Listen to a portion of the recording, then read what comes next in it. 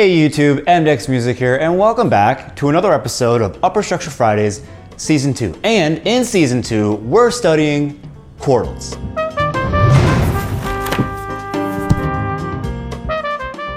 If you're not familiar with upper structures, I strongly suggest you check out Season 1, which is available now as an entire course featuring interactive PDFs, demos, and much more. You can click on the link here or just check the description down below. Also be sure to watch the introduction to this series where we explain both what quartals are and how we're going to use them to create new colors in music. Today we're going to look at a perfect quartal built on the flat 7th of a minor 7 flat 5 chord. It will be notated like this: flat 7 4 7 over minor 7 flat 5. Very interesting voicing as it introduces a dominant sound to a minor 7 flat 5 chord. So if I have a C minor 7 flat 5, the flat 7th is B flat. So I build my perfect quartal starting on B flat and I get B flat, E flat, and A flat.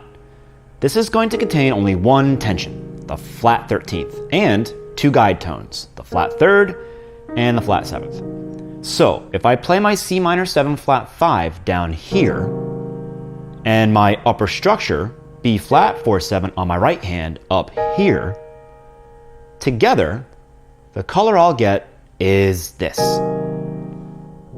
To construct this upper structure, we simply play a perfect quartal over a minor 7 flat 5 chord starting on the flat 7th degree of that chord.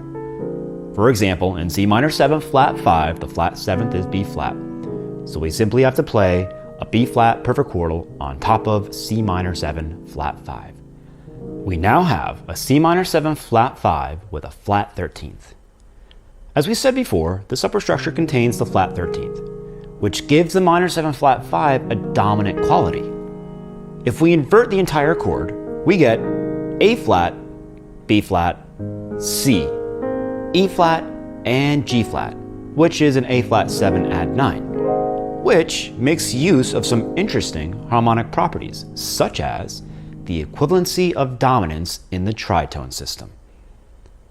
Here are the ways that you can think about this triad. Play a perfect quartal starting on the flat 7th of that chord. For a more independent perspective, just think a step below the root and play the perfect quartal on that note in any inversion.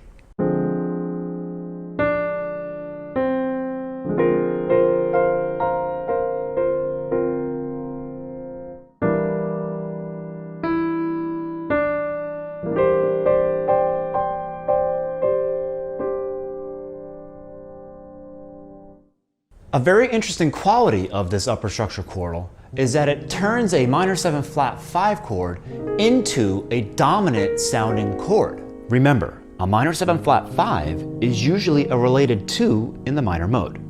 For example, in Stella by Starlight, we have all these consecutive 2-5 chords, all of them targeting a minor chord, and therefore all of these related 2s are minor 7 flat 5 chords. These related 2 chords belong to the subdominant region of the target, and the respective 5 chords to the dominant region.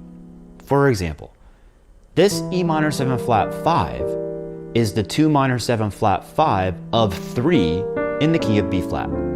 So it's in the subdominant region of the 3, which is D minor in the key of B flat. And the A7 flat 9 is in the dominant region.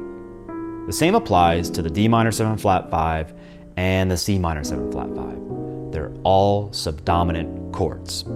But if we use today's upper structure, we'll add a dominant flavor to them. And the best part of this dominant flavor is that it has a strong relationship to the chord's 5-7 flat 9 companion. And this relationship is strongly based on the property of equivalency that you find in the tritone system. Let me show you what I mean. Let's take this E minor 7 flat 5 to A7 flat 9. Okay, if we use our upper structure, the flat 7 4 7 on top of the E minor 7 flat 5, we get this chord.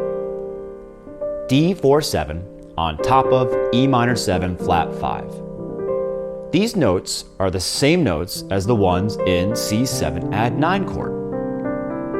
Now, if we look at the chords related to the A7 flat 9 in the tritone system, we get A7, C7, E flat 7, and G flat 7. The tritone system is simply saying that the roots that belong to the same diminished 7 chords are substitutes of each other.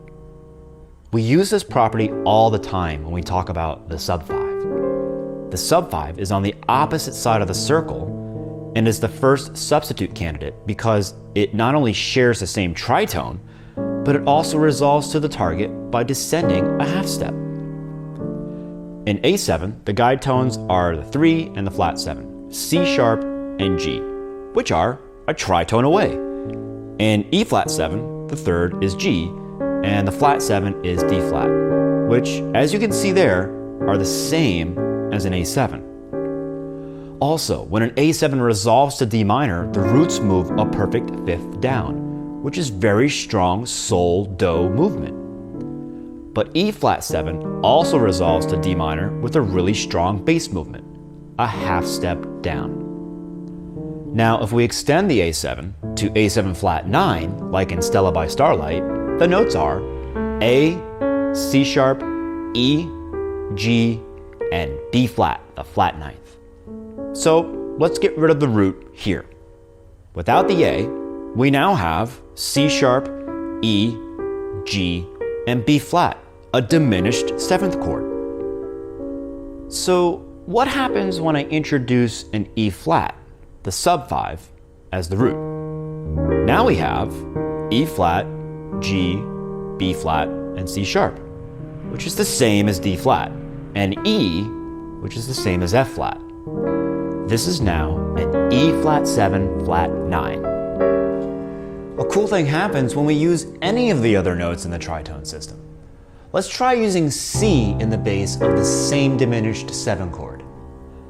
We now have C, E, G, B flat, and D flat, also a C7 flat 9. And with G flat as the root, we get G flat, B flat, D flat, and G, also a dominant 7 flat 9. So all these chords are very much related to each other.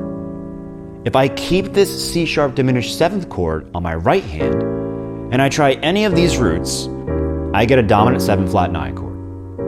A7 flat 9, C7 flat 9, E flat 7 flat 9, and G flat 7 flat 9.